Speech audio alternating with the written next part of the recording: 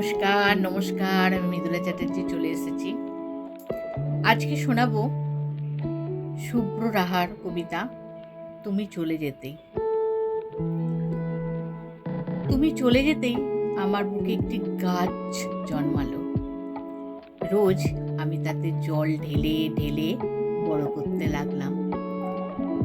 আমি নিজে হাতে সে গাছে বিষাদের শাখা, অপেক্ষার ফুল আর রাত জাগা পাতা দিলাম।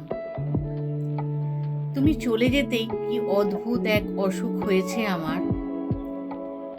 বুকের বাঁ পাশটাতে সারাক্ষণ চিনচিন ব্যথা করে, আর আমি সযত্নে সেখানে স্মৃতি পোড়া ছাই লাগিয়ে দিই।